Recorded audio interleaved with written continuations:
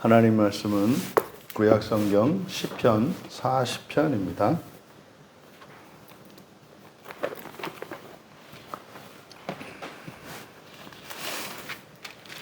시편 40편 말씀을 우리 같이 함께 읽겠습니다. 내가 여호와를 기다리고 기다렸더니 귀를 기울이사 나의 부르짖음을 들으셨도다. 나를 기가 막힐 웅덩이와 수렁에서 끌어올리시고 내 발을 반석 위에 두사 내 걸음을 견고하게 하셨도다. 새노래 곧 우리 하나님께 올릴 찬송을 내 입에 두셨으니 많은 사람이 보고 두려워하여 여호와를 의지하리로다. 여호와를 의지하고 교만한 자와 거짓에 치우치는 자를 돌아보지 아니하는 자는 복이 있도다. 여호와 나의 하나님이여, 주께서 행하신 기적이 많고 우리를 향하신 주의 생각도 많아 누구도 주와 견줄 수가 없나이다. 내가 널리 알려 말하고자 하나 너무 많아 그 수를 셀 수도 없나이다. 주께서 내 귀를 통하여 내게 들려주시기를 제사와 예물을 기뻐하지 아니하시며 번제와 속죄제를 요구하지 아니하신다 하신지라. 그때에 내가 말하기를 내가 왔나이다. 나를 가리켜 기록한 것이 두루마리 책에 있나이다. 나의 하나님이여, 내가 주의 뜻 행하기를 즐기오니 주의 법이 나의 심중에 있나이다 하였나이다. 내가 많은 회중 가운데에서 의의 기쁜 소식을 전하였나이다. 여호와여, 내가 내 입술을 닫지 아니할 줄을 주께서 아시나이다. 내가 주의 공의를 내 심중에 숨기지 아니하고 주의 성실과 구원을 선포하였으며 내가 주의 인자와 진리를 많은 회중 가운데에서 감추지 아니하였나이다. 여호와여, 주의 긍휼을 내게서 거두지 마시고 주의 인자와 진리로 나를 항상 보호하소서. 수많은 재앙이 나를 둘러싸고 나의 죄악이 나를 덮심으로 우러러 볼 수도 없으며 죄가 나의 머리털보다 많으므로 내가 낙심하였음이니이다. 여호와여, 은총을 베푸사 나를 구원하소서. 여호와여, 속히 나를 도우소서. 내 생명을 찾아 멸하려 하는 자는 다 수치와 낭패를 당하게 하시며 나의 해를 기뻐하는 자는 다 물러가 욕을 당하게 하소서. 나를 향하여 하하하하 하며 초소하는 자들이 자기 수치로 말미암아 놀라게 하소서. 주를 찾는 자는 다 주 안에서 즐거워하고 기뻐하게 하시며 주의 구원을 사랑하는 자는 항상 말하기를 여호와는 위대하다 하게 하소서. 나는 가난하고 궁핍하오나 주께서는 나를 생각하시오니 주는 나의 도움이시요 나를 건지시는 이시라. 나의 하나님이여, 지체하지 마소서. 아멘. 구원과 소망이라는 제목으로 말씀의 은혜를 나누고자 합니다. 마찬가지로 다윗의 시인데 이 시는 그 배경이 정확하지 않습니다. 어떤 때에 이 시가 지어진 그 배경을 정확히 알 수는 없습니다. 하지만 이 시에서 다윗은 구원에 관해서 노래를 하고 있는데 구원의 그 가치와 의미가 무엇인지를 우리에게 교훈하는 시입니다. 전체 17절로 되어 있는데 17절을 이제 3년으로 구분해 보면 제1년에 해당하는 것이 1절에서 4절까지 그래서 구원의 새 노래 이렇게 제목을 붙였습니다. 이제 3절에 보면 구원하신 여호와 하나님께 그 감사의 찬양을 올려드리는데 그것을 새 노래다 이렇게 말하고 있습니다. 제2연에 해당하는 것은 이제 5절에서 이제 10절까지인데 구원하신 여호와께서 원하시는 것에 순종함. 구원하신 여호와께서 원하시는 것에 순종함. 그리고 11절에서 17절 제3년은 다시 찾아온 고난 앞에서 드리는 소망의 기도. 그래서 전체의 내용을 대략 말씀을 드린다면, 이제 고난을 만난 시인이 과거의 구원의 경험을 떠올립니다. 그리고 나서 그 과거의 구원의 경험을 통해서 다시 구원을 확신하며 하나님께 소망의 기도를 올리는 내용입니다. 그럼 여기서 알 수 있는 것은 이제 이 시에서 다윗의 어떠한 깨달음이 있는가 하면, 왜 우리가 이 세상을 살아가는 동안 하나님께서 도우시는가 하는 겁니다.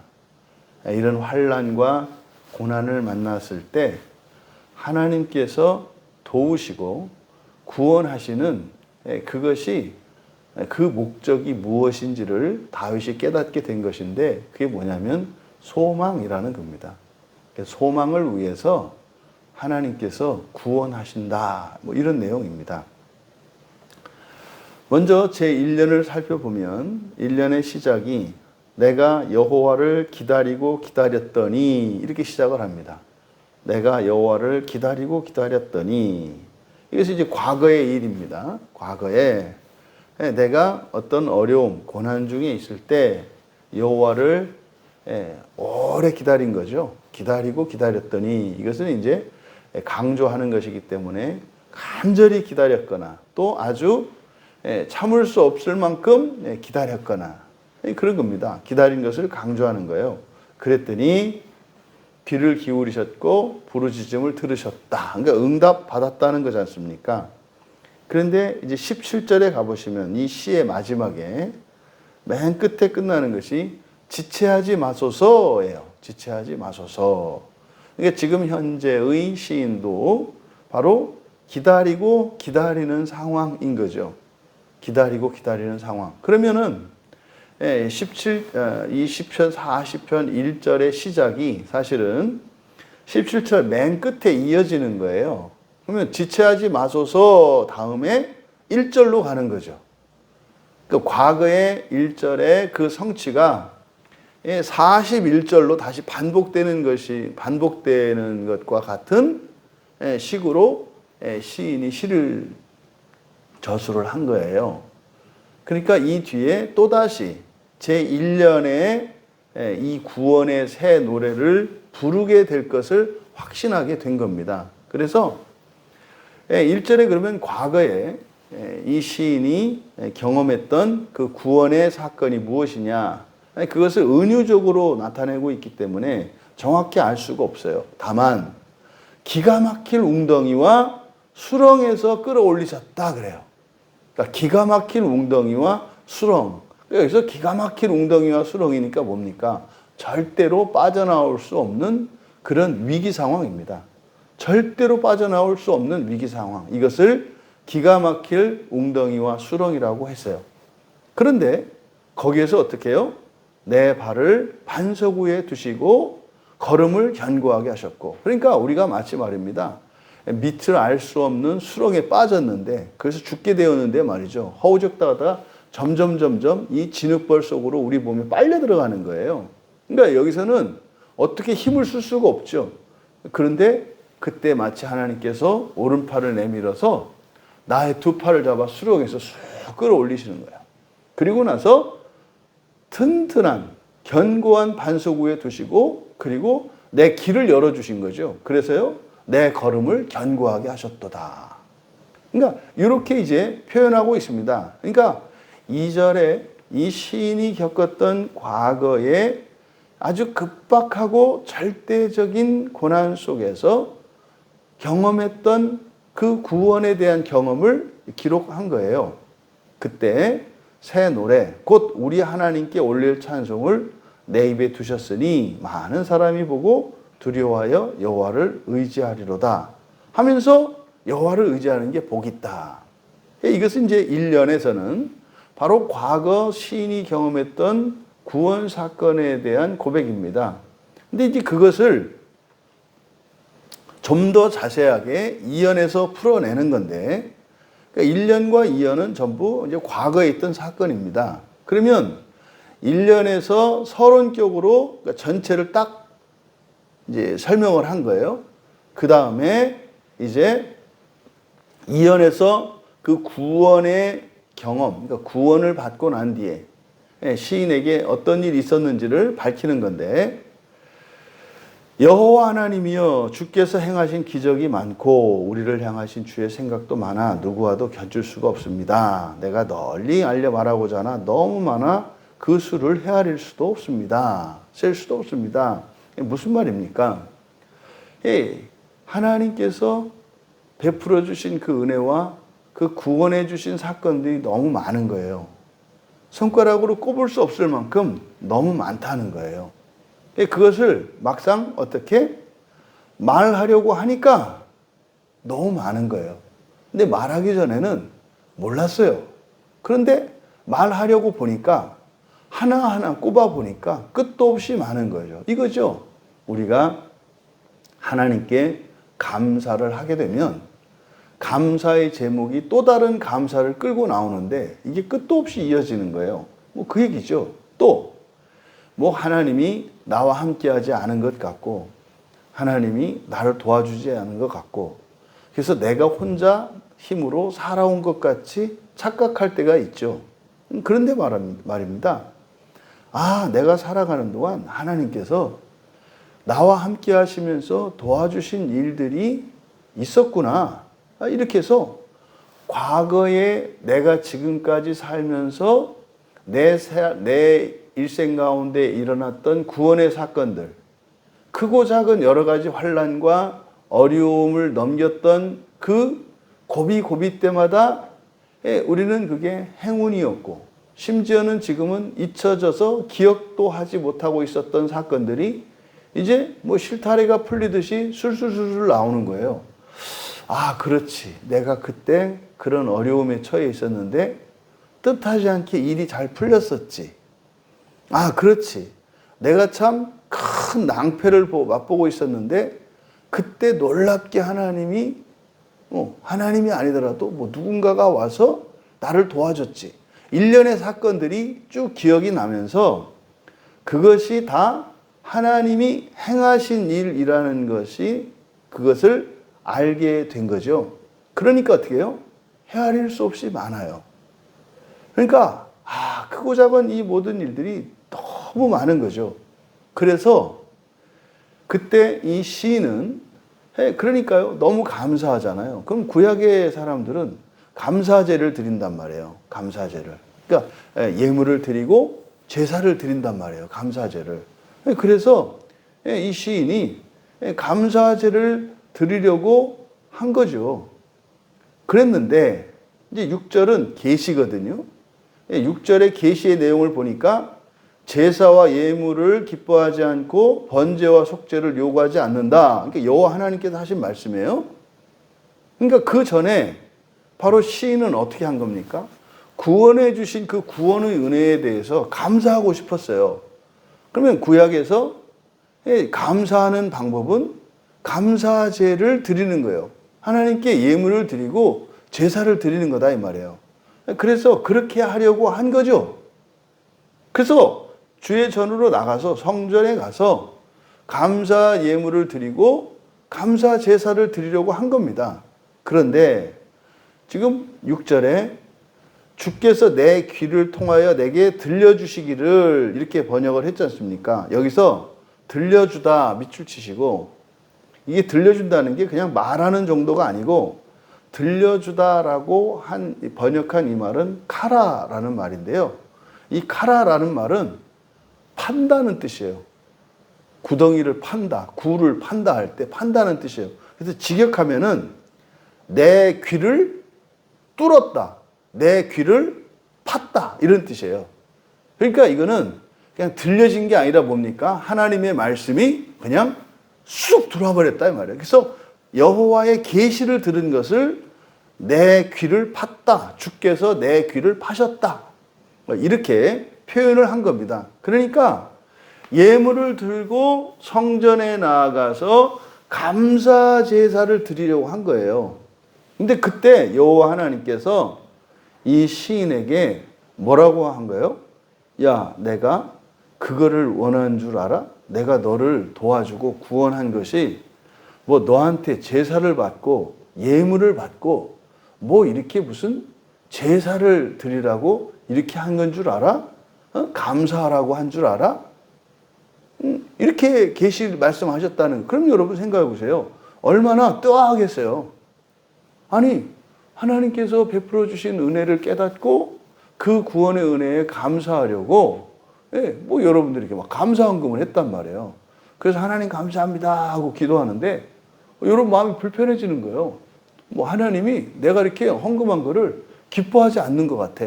그러면 저 마음속으로 어떤 생각이 든 거예요. 근데 그게 나의 생각이 아니라 하나님의 계시였다는 거예요. 아, 이게 감사하지 말라는 게 아니라 이제 거기서 또 다른 어떤 계시가 임했던 거예요. 그러니까요, 감사한 것은 잘한 거잖아요. 네, 감사제를 드린 것은 아주 잘한 거거든요. 그런데 거기에서 내가 너의 예물을 기뻐하지 않는다. 이것은 예물 드리지 마. 앞으로 감사하지 마. 이런 얘기가 아니죠. 감사의 감사의 표현에 또 다른 차원을 말씀한 거죠. 그러니까 가장 기본적인 것은요. 여러분, 우리가 누군가에게 도움을 얻고 친절을 받았을 때 감사합니다. 말로 우리가 사례를 하죠. 그 다음에 그것보다 조금 더 높은 단계가 뭐예요? 말로만 하는 게 아니라 어떤 선물이나 선물을 준비해서 이렇게 표시를 하죠. 뭐 편지를 쓴다든지 아니면 다른 어떤 물건이나 이런 마음의 정성을 담아서 어떤 선물을 드리잖아요. 그러니까 말로만 감사하는 거, 새 노래를 부르는 거잖아요. 그 다음에 이제는 제사를 드리는 거, 이제 선물을 들고 나간 거잖아요.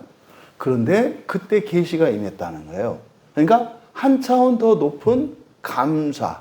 그러니까 진정한 감사가 무엇인지를 가르쳐 주셨다는 거죠.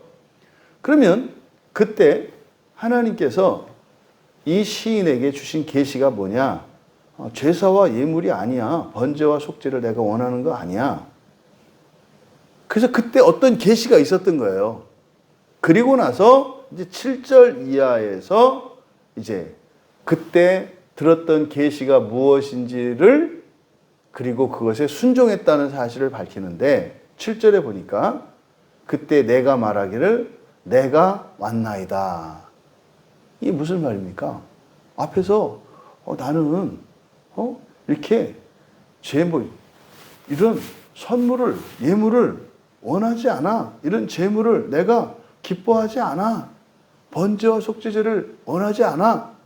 그때 이 시인의 대답이 뭐예요?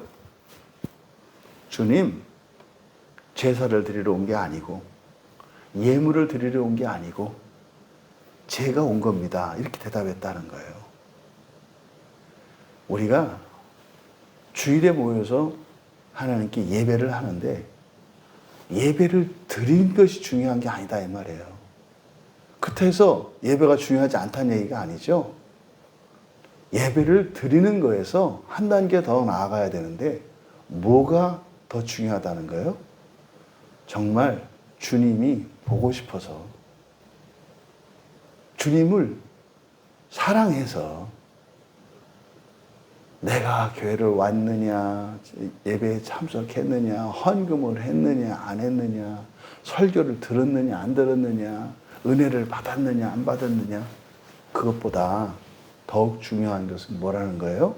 목적이 하나님을 만나기 위해서 나오는 것, 이것이 더욱 중요하다는 거예요. 그것을 시인이 깨달았고 그래서 내가 왔나이다. 내가 왔나이다. 나를 가리켜 기록한 것이 두루마리 책에 있나이다. 두루마리 책은 구약의 하나님의 말씀을 이야기하는 거잖아요. 나의 영광을 위하여 지은 자 나에게 오라. 그러니까 이때 내가 왔나이다 라고 했을 때 이 계시 속에는 내가 하나님의 형상으로서 그리고 하나님이 나를 왜 지으셨고 나를 왜 이 시대에 태어나게 하셨으며 내가 왜 이러한 삶의 형편에서 살게 하신 것이 하나님의 영광을 위한 것임을, 이때 하나님의 영광을 위한다는 게 나를 위한 게 아니고 하나님을 위한다라는 이런 의미가 아니고 뭡니까? 나를 거룩하게 하셔서 나를 하나님 닮게 하시려고 이 세상에 태어나게 하셨고 이 시대에 이런 환경 속에서 살게 하신 것을 알고 그것이 감사하고 기뻐서 나에게 나타나는 영광을 하나님께 보여드리기 위해서 이렇게 온 겁니다. 요 얘기죠. 그리고 나의 하나님이여 내가 주의 뜻 행하기를 즐기오니. 여기서 즐기다 하페츠라는 말인데 6절에서 제사와 예물을 기뻐하지 아니하시며, 이 똑같은 단어를 반복하고 있어요. 그래서 기뻐하지 않는 것과 기뻐하는 것. 그러니까요, 하나님이 기뻐하신 것은 이런 제사와 예물이 아니라 무엇이었다는 거예요? 하나님의 뜻을 행하기를 기뻐하셨다는 거예요. 그래서 제사와 예물이 아니라 하나님의 뜻을 따라 살아가는 것을 기뻐하신다고 계시를 주셨던 거예요. 그래서 내가 주의 뜻을 행하기를 기뻐합니다.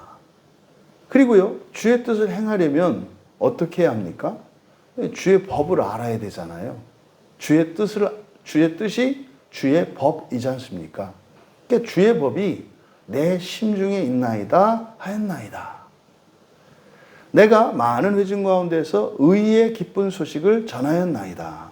이제는 주님 앞으로 나와서 제사를 드리고 예물을 드린 것으로 끝나는 게 아니라 하나님의 뜻을 따라 살아가며 또 그 하나님의 그 의의 기쁜 소식, 이게 이제 우리는 신약 성경에서 알죠. 우리는 사람의 의가 아니라 하나님의 의를 목표로 살아간다는 것을 말입니다. 그래서 이것을 의의 기쁜 소식이라고 한 거예요. 복음이죠. 하나님의 의에 대한 복음이죠.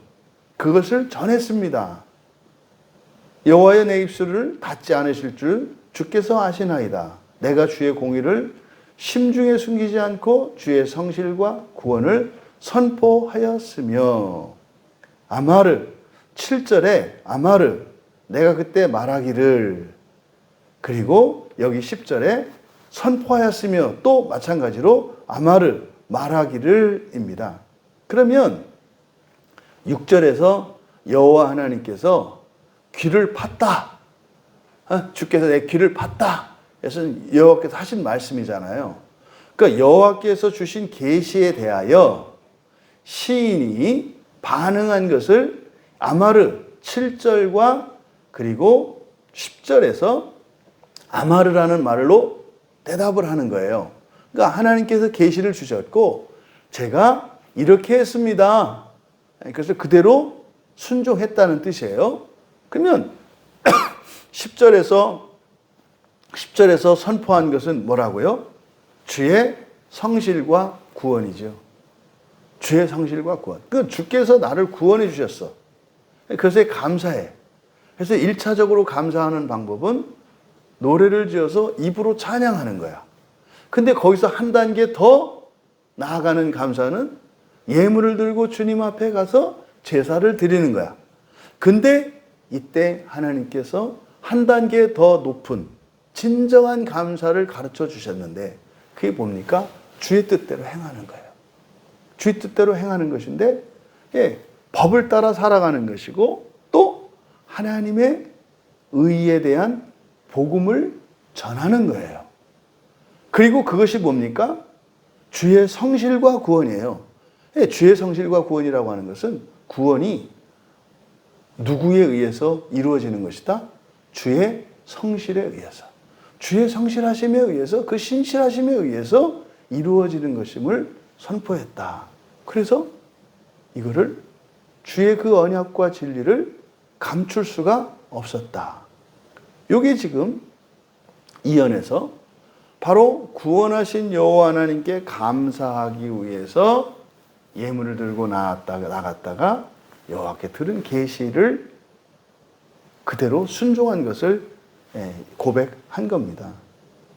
그러니까요, 여기서 우리들이 알 수 있는 것은 우리가 은혜를 받고 말씀의 은혜를 받고 일상 가운데서 하나님의 도우심의 손길을 그 친절하심과 자비하심을 경험했다면 입술로 찬양을 하고 또 주님 앞에 나와 감사를 하고 또 감사의 예물을 드리고 근데 그것이 아니라 한 걸음 더 나가면 하나님이 진정 원하시는 것은 뭐예요?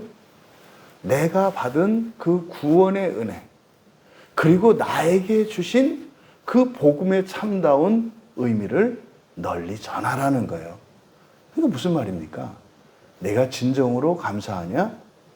그러면 내가 사랑하는 나의 백성들, 나의 자녀들에게 너와 똑같이 감사할 수 있도록 해라. 나의 뜻을 따라 살아가며 내가 느끼는 감사를 이 땅의 만민이 감사하게 해라. 이것이 여호와의 뜻이었다는 거죠. 근데 어떻게 했어요? 그렇게 순종했다고요. 그런데 그렇게 순종한 시인에게 제3년에서는 다시 고난이 찾아온 거예요. 다시 고난이 찾아온 거예요. 여호와여 주의 긍휼을 내게 거두지 마십시오. 주의 인자와 진리를 나를 항상 보호하십시오.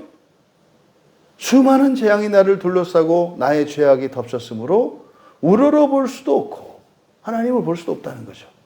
죄가 나의 머리털보다 많음으로 내가 낙심하였습니다. 지금 11절, 12절은 뭡니까? 지금 다시 고난이 찾아오니까 나를 구원하신 그 주의 성실하신 주님을 본 게 아니라 나를 보게 되고 내 안에 있는 죄를 보니까 또다시 절망하고 나락으로 떨어지는 거예요. 그래서 낙심하게 된 거죠. 그래서 시인은 바로 과거의 그 구원의 일들을 떠올리며 다시 기도를 하는 겁니다. 그래서 어떻게? 여호와여 은총을 베풀어 주십시오. 나를 구원해 주십시오. 속히 나를 구원해 주십시오. 11절에서 항상 보호하소서. 그리고 13절에서 속히 나를 도우소서. 그러니까요.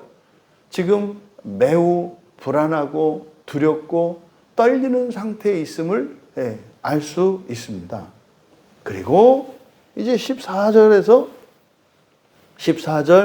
15절은 이제 자신이 고난 가운데 있을 때에 자기를 조롱하고 오히려 자기에게 해를 끼치려는 자들이죠.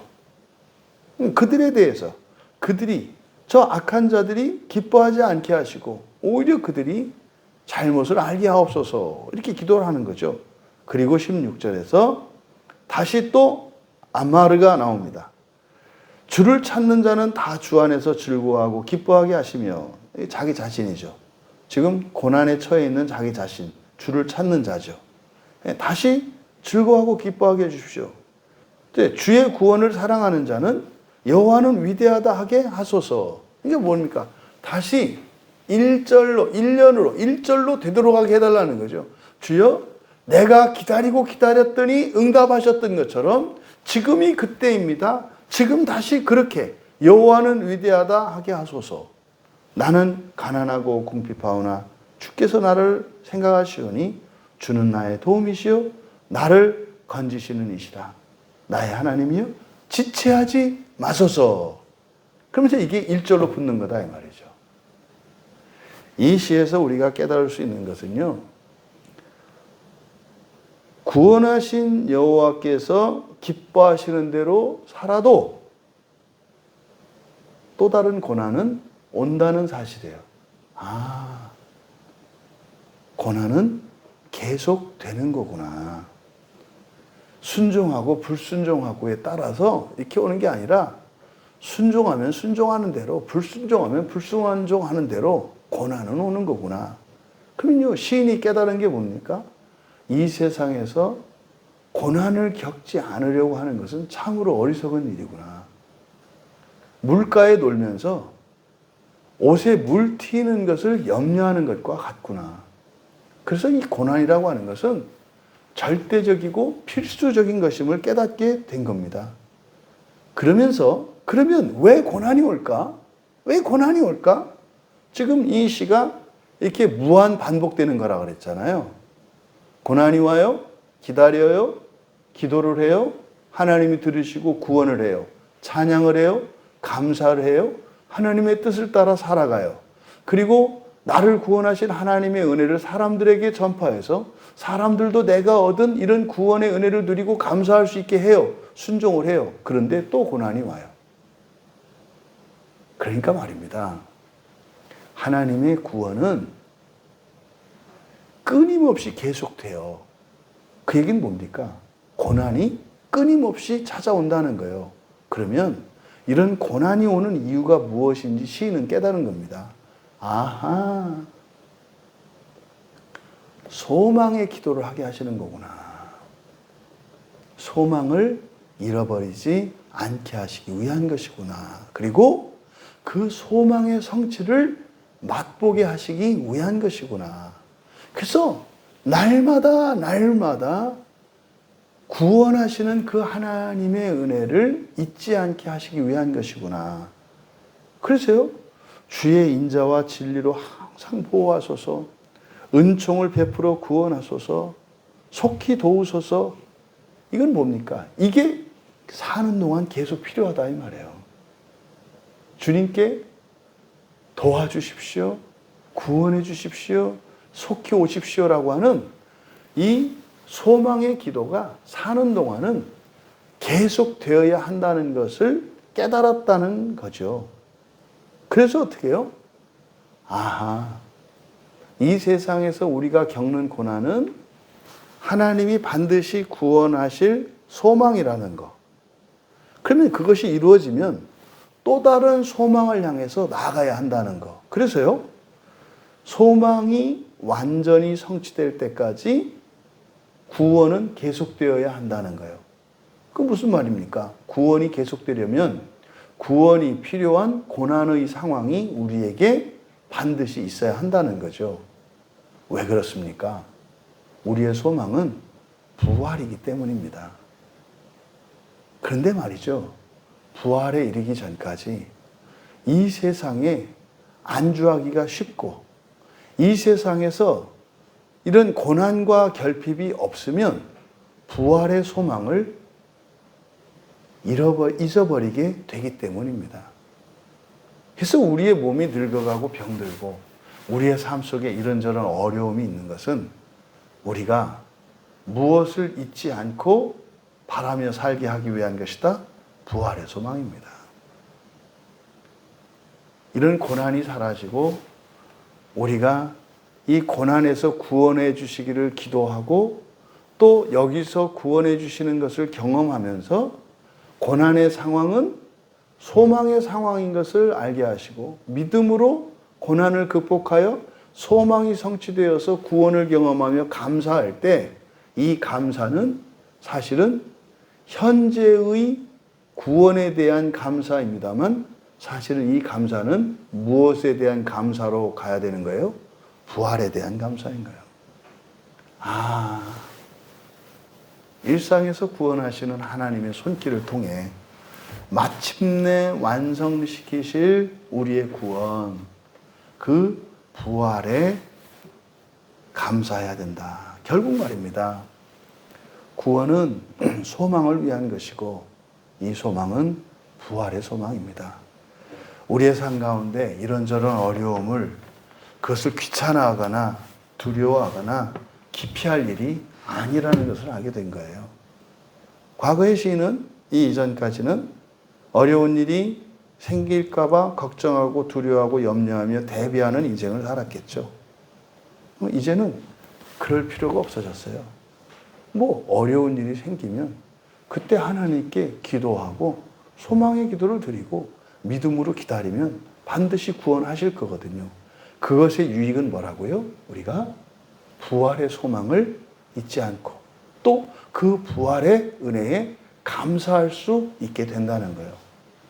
여러분들이 일상 속에서 하나님의 구원의 은혜를 경험할 때마다 우리를 부활시키시는 하나님께 감사할 수 있기를 바랍니다. 여러분들이 고난과 환난 속에 있을 때 그것은 우리가 부활을 위하여 부활을 잊지 않도록 하나님께서 이미 예비해 놓으신 구원을 위해 우리의 믿음을 키워가고 소망의 삶을 살게 하시기 위한 것임을 기억할 수 있기를 주님의 이름으로 축원합니다. 존귀하신 하나님, 인생을 살며 겪는 여러 가지 고난과 환난 속에서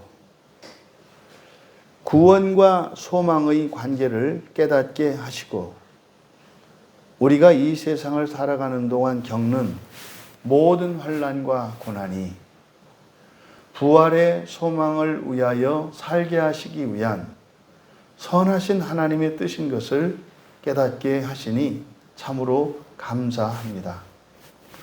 고난과 환난을 두려워하는 자들이 아니라 부활의 소망을 잊어버릴까 두려워하는 자들 되게 하여 주셔서 부활의 소망을 붙들고 나아갈 때에 어떠한 환난과 고난도 능히 이기게 하시고 건지시는 하나님을 절대적으로 신뢰하게 하여 주셔서 이 세상을 살아가는 동안 미래에 닥칠지도 모르는 불행과 고난에 대하여 가졌던 모든 두려움을 떨쳐버릴 수 있는 이 시간이 되게 하옵소서. 감사하며 예수님의 이름으로 기도하옵나이다.